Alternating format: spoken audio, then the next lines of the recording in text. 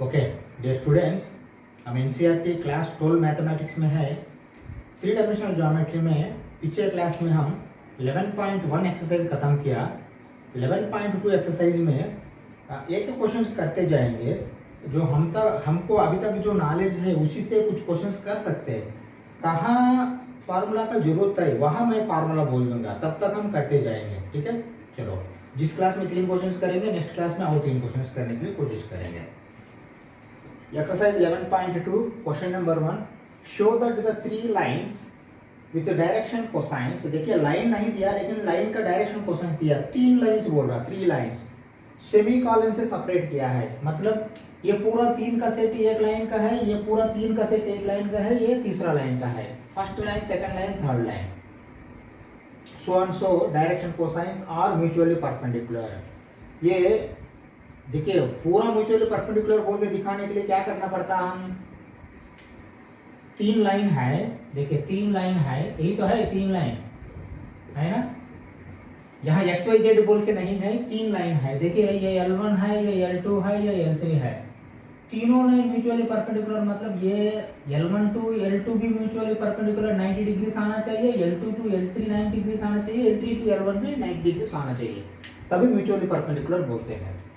Mutually perpendicular दिखाने के लिए हमारे पास कोई फार्मूला है क्या? बिंदास है। क्या फार्मूला है? देखिए अगर डॉट प्रोडक्ट करना चाहते हो तो vector a dot vector b is equal to अगर 0 आता है तो बस सीधी सी बात है। क्यों? क्योंकि modulus of vector a modulus of vector b cos theta लिखेंगे। अगर म्यूचुअल परपेंडिकुलर मतलब 90 डिग्री, थीटा 90 डिग्री हो गया तो क्या बनेगा? 0 बनेगा, पूरा 0 हो जाएगा। मतलब डॉट प्रोडक्ट अगर 0 होता है, मैं ये मिटा के फिर डॉट प्रोडक्ट लिखता हूँ।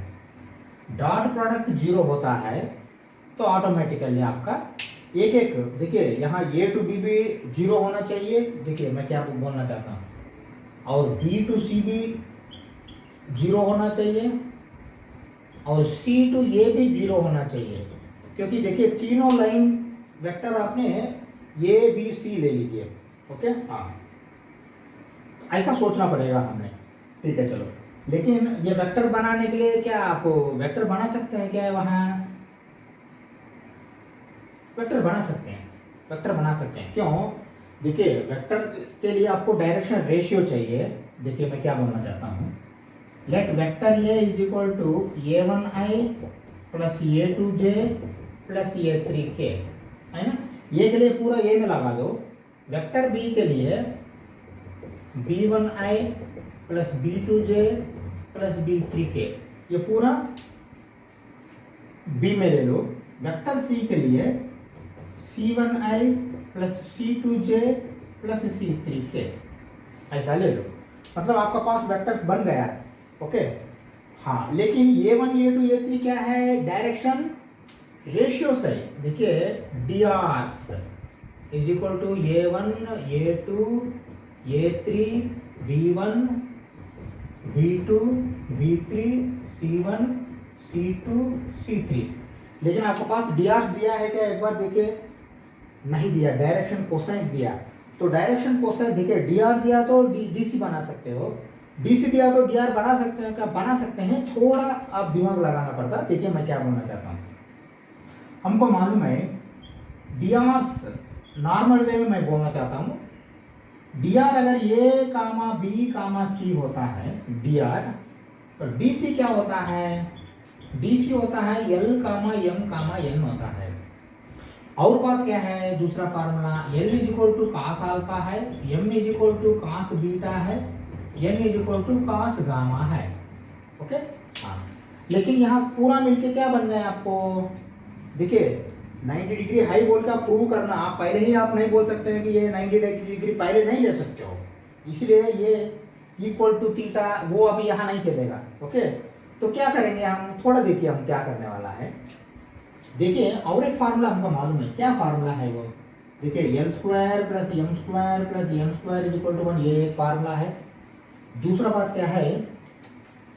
LR, A is equal to LR है, B is equal to MR है, C is equal to NR है। ओके एक बात, दूसरा बात मैंने ये भी बोलना के लिए डायरेक्शन रेशियो ये है, लेकिन डायरेक्शन कोसाइन में आपको रेशियो आएगा। क्या है वो डायरेक्शन कोसाइन में? L is equal to a by r, M is equal to B by r, N is equal to C by r. Okay, अब थोड़ा दिमाग लगाओ, इंप्लाइज लगाता हूं। ये डायरेक्शन कोसाइन ही तो बोल रहा हो फर्स्ट का, देखो मैं इंप्लाइज लगा रहा हूं, एग्जैक्टली नहीं। तो L1 is equal to A1 by R1 comma L2 sorry M2 M1 is equal to L1 M1 M1 is equal to A2 by R1। देखिए R कॉमन है नीचे, ऊपर काली बदलेगा ABC, ABC जनरलाइज हुए में, लेकिन यहाँ वेक्टर्स ABC ले रहे हैं। अगर आपने ABC यहाँ लिया तो फिर यहाँ B है ऑलरेडी, फिर यहाँ C है, इसलिए हम ऐसा नहीं लेंगे। ये वेक्टर में A1 A2 A3 लेंगे, B वेक्टर में B1 B2 B3 लिया है, C वेक्टर में C1 C2 C3 लिया है। ये डायरेक्शन रेशियोस हो गया अभी। तो मतलब यहाँ A1 A2 A3 आएगा L1 M1 N1 के लिए। ओके, चलो N1 is equal to A3 by R1। R1 भी क्यों लिया मैंने? R लेता था क्योंकि देखिए फर्स्ट वेक्टर के लिए, लाइन के लिए, फर्स्ट लाइन के लिए आपने R1 ले लो, सेकंड लाइन के लिए R2 ले लो, थर्ड लाइन के लिए R3 ले लो, बस और कुछ नहीं, सेल्फ एक्सप्लेनेटरी है। चलो अगर इसको इम्प्लाइज में लगा के मैंने L1 M1 M1 वैसा लिखता हूँ। देखिए 12 by 13 minus 3 by 13 minus 4 by 13 implies. अब मुझे बता दीजिए, आप देखते हैं आपको क्या लगेगा यहाँ। देखिए नीचे R1 तो स्टैंडर्ड हो गया 13, देखिए R1 R1 R1 13 13 13 स्टैंडर्ड हो गया। मतलब आपको चाहिए था क्या? आपको चाहिए था A1, क्योंकि ये डॉट प्रोडक्ट करने के लिए आपको A1 A2 A3 चाहिए, B1 B2 B3 चाहिए, है ना? क्योंकि डायरेक्शन कोसाइन से नहीं कर सकते डॉट प्रोडक्ट, डायरेक्शन रेशियो से ही कर सकते हैं। ओके, चलो तो A1 B1 plus A2 B2 plus A3 C3, okay, dot product आपको मिल गया क्या? मिल गया। बस A1 A2 A3 यही है। A1 comma A2 comma A3 is equal to 12 comma minus 3 comma minus 4, है ना? चलो उसी हिसाब से B1 B2 B3 C1 C2 C3 इतना पंगा लेने की जरूरत नहीं, सीधा सीधा लिख सकते हैं। देखिए B1 comma B2 comma B3 is equal to, देखिए ये सब रेस्पेक्टिवली है क्योंकि सीधा लेना पड़ेगा अपने। सेकंड क्या है? देखिए 4 comma 12 comma 13 and C1 comma C2 comma C3 is equal to 3 comma minus 4 comma 12 respectively. समझ में आया बात है? ओके, हाँ देखिए मैं फार्मूला याद रखने के बिना मैंने, हमको अभी तक जो कॉन्सेप्ट मालूम है उसी कॉन्सेप्ट से मैं ये क्वेश्चन को टैकल कर रहा हूँ। ओके, देखिए अब मैं क्या करता हूँ, ये डॉट बी करता हूँ। अगर 0 आता है तो A and B lines are, देखिए वेक्टर मतलब लाइन ही तो है। Okay, A and B lines are perpendicular. Okay, चलो A dot B is equal to, देखिए A1 A2 plus B1 B2, फिर वो लिखूं क्या? लिखता हूँ A1 A2 plus B1 B2 plus C1 C2 that is equal to, देखिए A1 A2 मतलब क्या है? 12 into 4, okay, plus B1 A1 A2 sorry A1 B1 A1 A2 नहीं, A1 B1, वहां का A1 यहाँ का B1, A1 B1 plus A2 B2 plus A3 B3, okay, that is equal to, देखिए A1 क्या है? 12 into 4 plus minus 3 into 12 plus minus 4 into 13, नहीं B1 क्या है? 4 3 भैया, 13 नहीं है 3। ओके, हाँ कौन सा? Minus 4 into 3।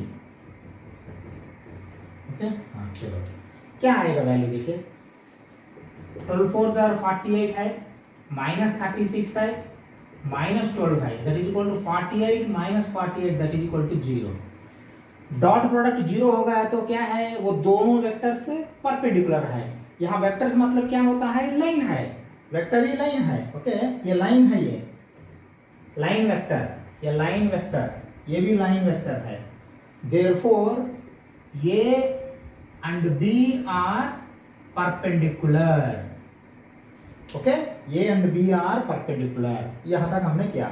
अब देखिए मुझे ये वैल्यूज चाहिए, ये पूरा कहानी नहीं चाहिए। मैं फिर ये कहानी बीच में का निकाल रहा हूं, बी एंड सी करूंगा, सी एंड ए भी करूंगा, सब जीरो आ गया तो फिर all three are mutually perpendicular. Okay, चलो देखिए मैं क्या कर रहा हूँ, यहाँ निकाल रहा हूँ, ये यहाँ तक एक एक एक मैं करने वाला हूँ, आप अच्छा सा ऑब्जर्व करो।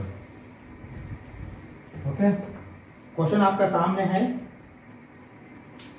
ए एंड बी तो परपेंडिकुलर बोल के समझ में आया, क्योंकि जीरो आ गया, डॉट प्रोडक्ट जीरो आ गया तो परपेंडिकुलर है। अभी क्या कर रहा हूं मैंने, b and c, b dot c is equal to, देखिए फिर मैं फार्मूला लिखूं, मैं b1c1 plus b2c2 plus b3c3 that is equal to, देखिए b1 क्या है 4 into 3 plus 12 into -4 plus 3 into 12। Okay, चलिए देखिए ये क्या आएगा, that is equal to 4 into 3 12 है, -48 है, प्लस 36 है, मतलब क्या है 48 - 48 that is equal to 0। Therefore B and C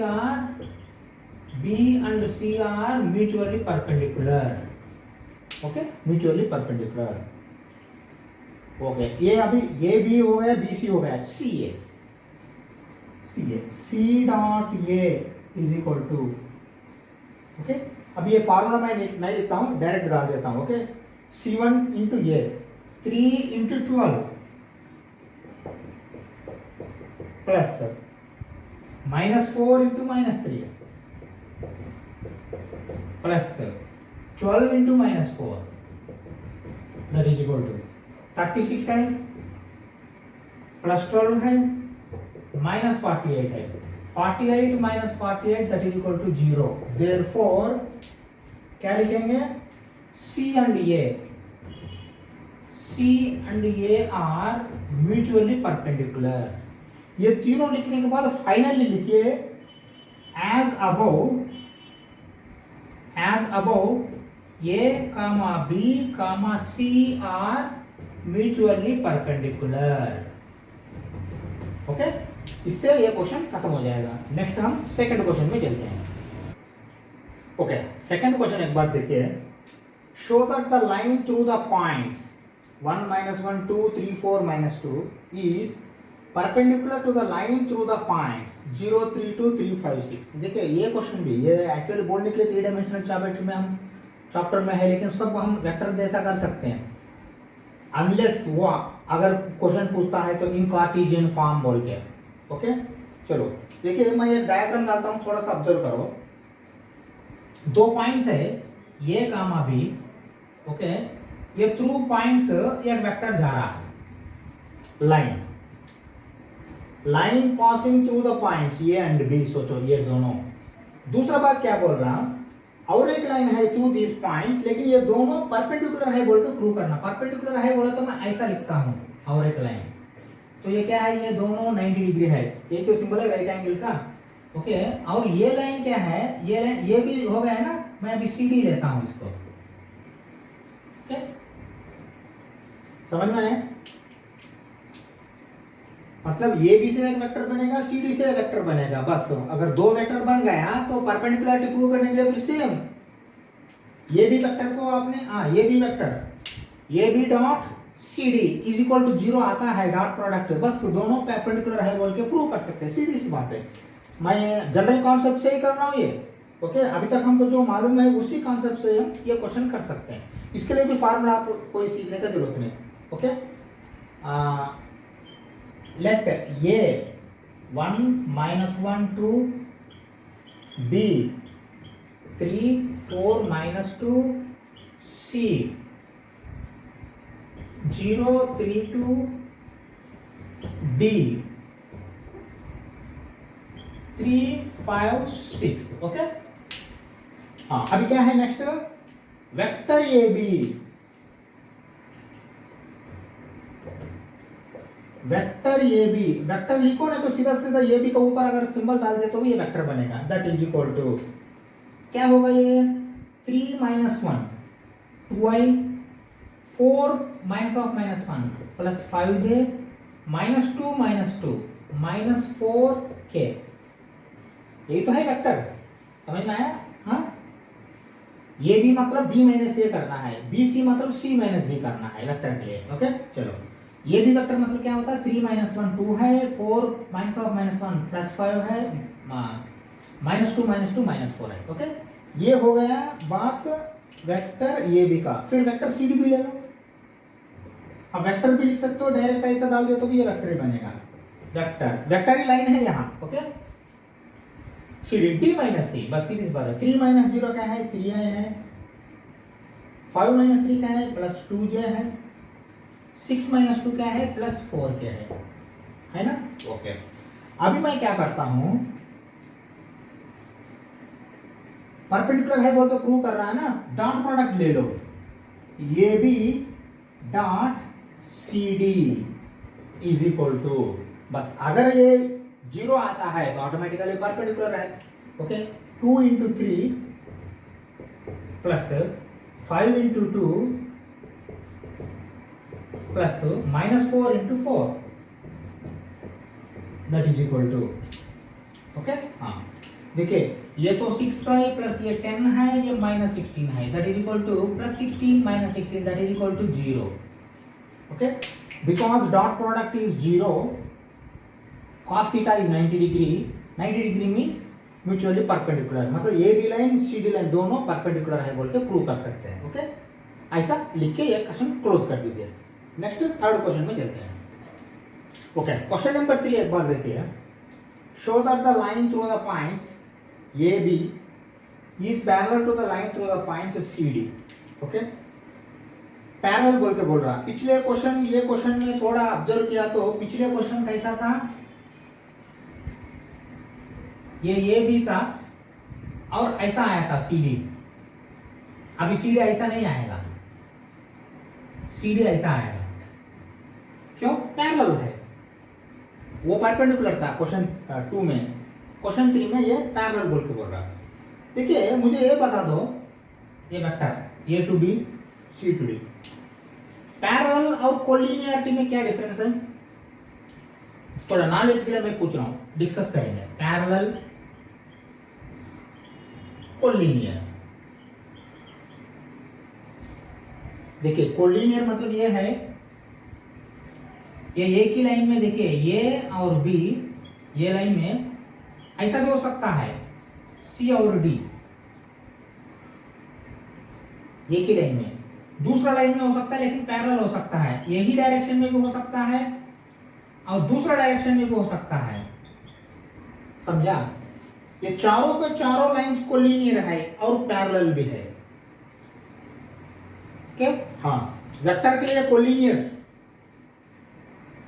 समझ में आया? हाँ, वेक्टर के लिए कोलिनियर है, दोनों के बीच में एंगल 0 होना चाहिए, बस डायरेक्शन कुछ भी हो सकता है, मैग्नीट्यूड कुछ भी हो सकता है, डायरेक्शन थीटा 0 होना चाहिए, थीटा 0 हो गया तो पैरेलल है कॉन्सेप्ट। ओके, हाँ, तो क्या प्रूव कर सकते हैं यहाँ? देखिए, प्रूव ऐसा करना, ये भी वेक्टर आप बताते हो, that is equal to lambda times of b c vector अगर आता है, मतलब सेम है, ए बी और बी सी सेम है, लेकिन ये माइनस लैम्डा टाइम्स मतलब ये लैम्डा -1 हो सकता है, +1 हो सकता है, 2 हो सकता है, -3 हो सकता है, 1/2 हो सकता है, कुछ भी हो सकता है। ओके, लैम्डा एक रियल नंबर है। अगर ये कंडीशन में आता है तो तभी बोल सकते हैं ये भी आर पैरेलल है तो ये भी आर कोलिनियर। ओके, वेक्टर्स के लिए कोलिनियर और पैरेलल में ज्यादा डिफरेंस नहीं है, समझा? हाँ, अगर रिवर्स डायरेक्शन रहेगा तो लैम्डा माइनस आएगा, वो एक याद रख लीजिए। ठीक है, चलो अभी मैं ये निकाल रहा हूँ, ये ड्राइंग तो रहने दीजिए। ओके, हाँ, वापस जाते हैं फिर क्वेश्चन में। वेक्टर ये भी पहले पता करो, vector A B is equal to, देखिए ये ए ले लो, बी ले लो,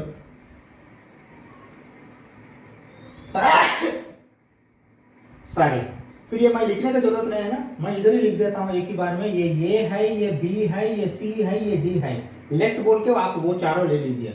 वेक्टर ए बी मतलब क्या है, 2 minus 4 minus 2i, 3 minus 7 minus 4j,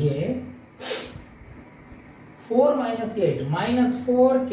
ये करेक्ट है क्या, देखिए एक 4 माइनस 2 2 माइनस आई, 7 माइनस 3 4 लेकिन minus I, 8 minus 4 minus I. Okay, reverse. Okay, ये हो गया आपको वेक्टर ए बी, नहीं तो line A B. C D भी ले लो, C D is equal to 1 minus of minus 1 2i, 2 minus of minus 2 4j, 5 minus 1 4k। Okay, हाँ चलो। अभी देखिए मैं ऐसा लिख सकता हूं क्या, देखिए A B is equal to, मैंने माइनस 1 कॉमन ले लिया, बाहर कॉमन लिया तो 2i plus 4j plus 4k, ऐसा लिख सकता हूं क्या। एक बार देखिए, माइनस 1 भेज दिया था अंदर, minus 2 minus 4 minus 4 minus 2 minus 4 minus 4, कौन सा, ये भी। सी डी क्या है, सी डी सीधी सी बात है, 2i plus 4j plus 4k, यही तो है, ऊपर आया। तो फाइनली मैं ऐसा लिख सकता हूं क्या, A B is equal to minus 1 times of C D, lambda is equal to minus 1, है ना, बिंदास लिख सकते हैं क्योंकि ये यही सी डी है, ये बी है। Okay, A B is equal to minus 1 times of C D. तो इससे क्या पता लग जाएगा, lambda is minus 1, A B and C D are parallel, नहीं तो A B and C D are collinear, ये दोनों करेक्ट है वेक्टर्स के लिए। ठीक है, चलो हम नेक्स्ट क्लास में 4 5 6 ये तीनों क्वेश्चंस करेंगे। Thank you very much.